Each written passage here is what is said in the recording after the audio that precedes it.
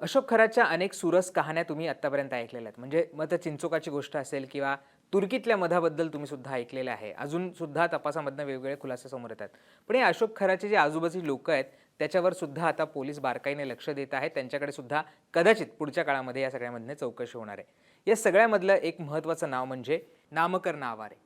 आता आवारे कोण आहेत? तर आवारे जी शिवनिका संस्थान होतं अशोक खरातची, त्या संस्थानावर ते महत्त्वाच्या पदावर होते, सदस्य होते, सेक्रेटरी होते आणि त्याचबरोबर अनेक ज्या देशांमध्ये अशोक खरातने प्रवास केला असा दावा केला जातो, तर त्याच्यासोबत यांनी सुद्धा प्रवास केल्याचं त्यांचं म्हणणं आहे. आमच्या प्रतिनिधींनी त्यांच्याशी संपर्क केला, पण त्यांनी कॅमेऱ्यावर बोलायला नकार दिलेला आहे. आता आवारेंचा आपण का संदर्भ घेतो? नामकर्ण आवारे यांनी एक पुस्तक लिहिलंय, ज्याचं नाव आहे असा मी नामकर्ण. या पुस्तकामध्ये त्यांनी अशोक खराची दैवी प्रचिती त्यांना कशी आली याच्याबद्दलचे काही किस्से लिहिलेले आहेत. हे पुस्तक काही वर्षांपूर्वी प्रसिद्ध झालेलं आहे. अर्थात या पुस्तकाच्या अनुषंगाने आम्ही त्यांच्याशी जेव्हा बोलायला गेलो, त्यावेळेस त्यांनी कॅमेऱ्यावर बोलायला नकार दिला. पण त्यांनी आमच्या प्रतिनिधींना सांगितलेलं आहे, की मी जे त्याच्या पुस्तकामध्ये लिहिलेलं आहे ते घडलेलं आहे किंवा त्या पद्धतीच्या गोष्टी त्यावेळेस झाल्या होत्या असं सुद्धा त्यांचं म्हणणं आहे. अर्थात आता आवारे कोण आहेत? तर आवारे हे त्या अशोक खराच्या जवळच्या लोकांपैकी एक आहेत. त्यांचं एक एक प्रकारे राईट हँड काही काळापूर्वी होते असं म्हटलं तरी वावगं ठरणार नाही. आता हे आवारांनी या पुस्तकामध्ये काही दावे केलेले आहेत, काही घटना सांगितलेल्या आहेत. त्या आम्ही तुमच्यापर्यंत पोहोचवणार आहोत. अर्थात हे आवारे यांचे दावे आहेत. आम्ही कुठल्याही अशा दाव्यांचं समर्थन करत नाही किंवा अशा कुठच्याही पद्धतीच्या गोष्टींचं किंवा ज्या पद्धतीनं भोंदूगिरी अशोक करत होता त्याचं कुठलंही समर्थन हे केलं जाऊ शकणार नाही. आता या पुस्तकामध्ये नेमकं काय म्हटलेलं आहे ते अत्यंत समजावून घ्यात.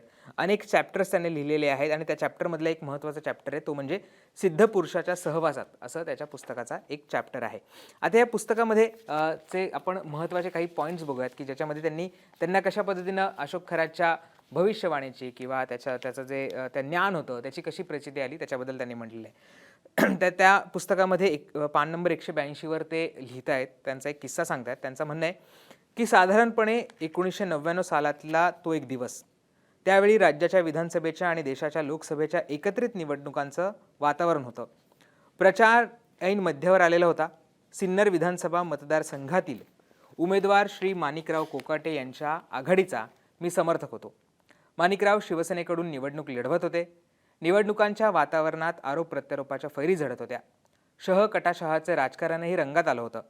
अशावेळी त्या दिवशी वडांगळी येथे राष्ट्रवादी आणि शिवसेनेच्या कार्यकर्त्यांमध्ये मारामाऱ्या झाल्या. त्यावेळी पोलीस केस झाली. वडांगळीच्या शिवसेनेच्या काही कार्यकर्त्यांना सिन्नर पोलीस स्टेशनला आणले होते. त्यांना सोडवण्यासाठी आम्ही 2-4 लोक सिन्नर पोलीस स्टेशनमध्ये गेलो. तेथे पोलीस अधिकाऱ्यांच्या चर्चेअंती विचारविनिमय करून त्या कार्यकर्त्यांना सोडवून घेतलं. आमचे तेथील काम संपल्याने आम्ही पोलीस स्टेशनमधनं बाहेर निघताच आमच्यासाठी पूर्णपणे अनोळखी असलेली एक व्यक्ती आम्हाला तेथे भेटली. त्यांचं नाव होतं अशोक कुमार खरात. त्यांनी स्वतःहून आम्हाला विचारलं की तुम्ही माणिकराव कोकाटे यांचे कार्यकर्ते आहात काय? आम्ही काही काळजी करू नका. माणिकराव साधारणतः 23,450 मतांनी निवडून येतील. त्यांचे शब्द ऐकून आम्ही जरा अवाकच झालो. कारण माननीय तुकाराम दिघोळे हे मंत्री असलेले उमेदवार या मतदारसंघातून सतत 15 वर्षे आमदार होते आणि त्यांचा पराभव करून माणिकराव कोकाटे निवडून येतील का अशी शिवसेनेच्या कार्यकर्त्यांनाही शंका वाटायची. मात्र अशावेळी त्यांचे तोंडून उद्गार ऐकल्यावर आमच्या जीवात जीव आला. आम्हाला थोडा आधार मिळाल्यासारखे वाटले. त्यांच्या या बोलण्यामुळे उत्सुकतेने आम्ही त्यांच्याशी निवडणुकीबाबत अधिक सखोल चर्चा केली. या चर्चेतून खूपच गंभीर अशी माहिती त्यांनी आम्हाला दिली. त्यांनी चर्चेत सांगितलं की माणिकराव निश्चित निवडून येतील, परंतु या काळात एक भयंकर अपघात होईल. त्यात 2 कार्यकर्त्यांचा मृत्यू होईल आणि 2 कार्यकर्ते मृत्यूच्या दाढेतून वाचतील. मात्र वाचलेल्यांपैकी काही काळाने त्यातील एक सुद्धा मयत होईल. पहिल्यांदा मयत होणाऱ्या दोघांच्या नावाचे अध्यक्षर अमुक अमुक असेल आणि नंतर वाचलेल्या दोघांमधून मृत्यू पावणाऱ्या एकाचे अध्यक्षर अमुक अमुक असेल. तसेच या निवडणुकीच्या काळात या अध्यक्षर असलेल्या व्यक्तींना माणिकरावांच्या गाडीत बसू देऊ नका, तसेच या अध्यक्षराच्या चालकास त्यांची गाडी चालवू देऊ नका, अशी कितीतरी गोष्टी त्यांनी सांगितल्या. आम्ही त्यांच्यावर विश्वास ठेवून सर्व गोष्टी लिहून घेतल्या आणि हो, त्या सर्व गोष्टी आम्ही उमेदवार माणिकरावांना देखील सांगितल्या. निवडणूक प्रचाराच्या काळात त्यांनीही त्या कटाक्षाने पाळल्या. यथावकाश मतदान झाले.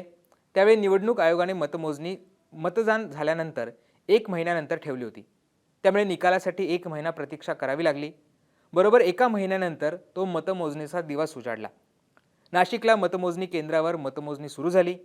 कागदी बॅलेट पेपरवर मतदान झालेले असल्याने मतमोजणीस खूपच वेळ लागला.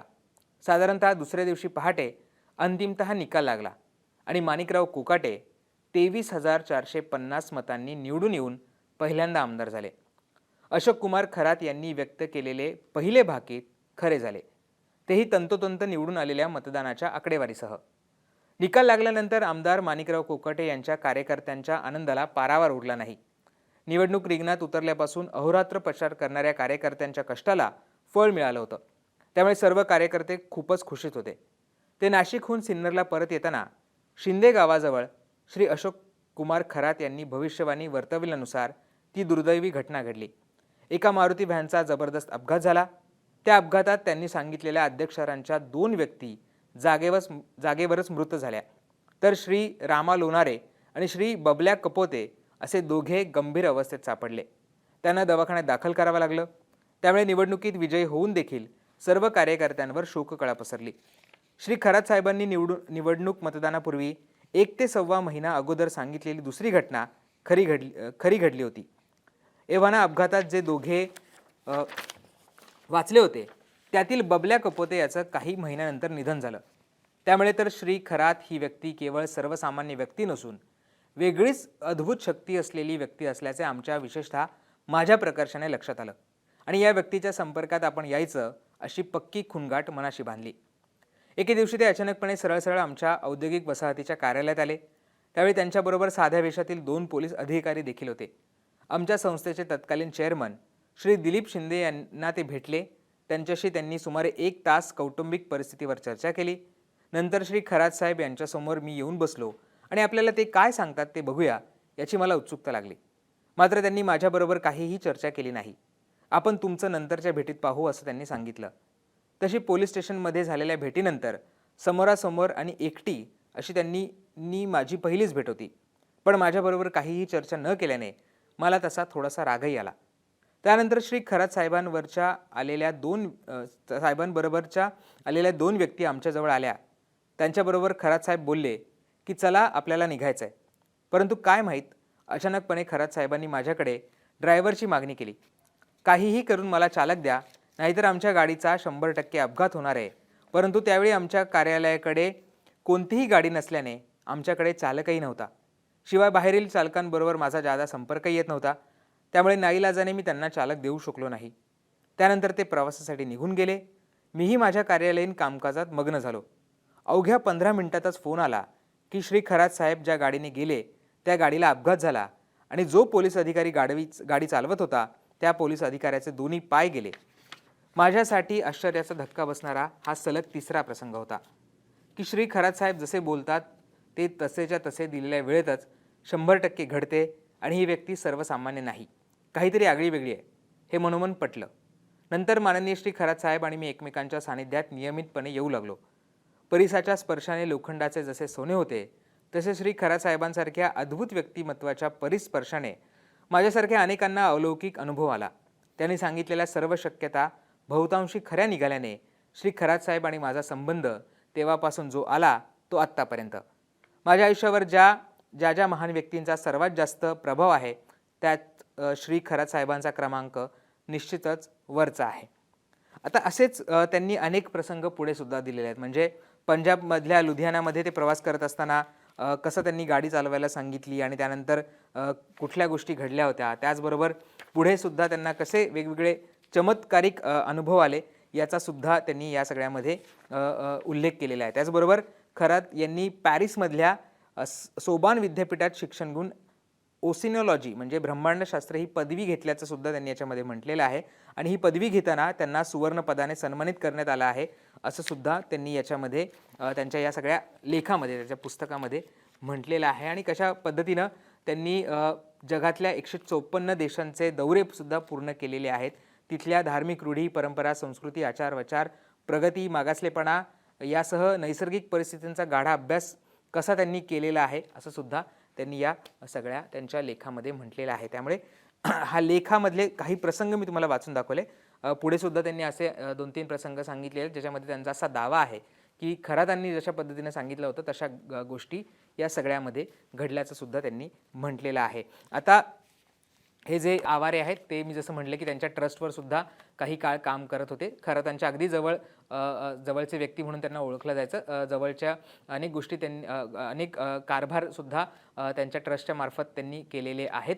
त्यामुळे आता कदाचित पुढच्या काळामध्ये या पुस्तकानंतर सुद्धा अनेक गोष्टी समोर येण्याची शक्यता आहे. हे पुस्तक याच्यामधला हा लेख सध्या समोर येतो आणि त्याच्यामध्ये जे दावे केले जात आहेत की कशा पद्धतीनं आवारे यांना खरात यांनी सांगितलेल्या गोष्टींचा अनुभव आला होता, ज्याच्यामध्ये माणिकराव कोकाटे यांच्या निवडणुकीबद्दल त्यांनी सांगितलेलं आहे आणि कशा पद्धतीने एक अपघात झाला होता, ज्याच्यामध्ये त्यांनी सांगितलेल्या व्यक्तींचाच अपघात झाला, त्यांच्या अपघातामध्ये निधन झालं आणि इतर सुद्धा गोष्टींबद्दल त्यांनी जे भाकीत वर्तवलं होतं ते खरं ठरल्याचा दावा हा आवारे यांनी केलेला आहे. अर्थात हे पुस्तक त्यांनी लिहिलेलं आहे आणि त्याच्यामध्ये त्यांनी हे दावे केलेले आहेत. पण आपण जसं मी सुरुवातीला म्हटलं की अशोक खरात हा भोंदूगिरी करत होता. कशा पद्धतीने त्यांनी लोकांची माहिती त्याने अनेकदा गोळा केली होती किंवा कशा पद्धतीने त्याने त्याची टीम कार्यरत होती याचे सुद्धा आता पोलीस तपासामधनं गोष्टी समोर आलेल्या आहेत. त्यामुळे लोकांनी कुठल्याही अशा गोष्टींवर विश्वास ठेवू नये असं आवाहन सुद्धा सातत्याने केलं जाते. त्यामुळे या सगळ्याबद्दल तुमची मतं काय आहेत हे आम्हाला कमेंट करून सांगायला विसरू नका आणि मुंबई तकला तुम्ही सबस्क्राईब केलं नसेल ते सुद्धा करा. धन्यवाद.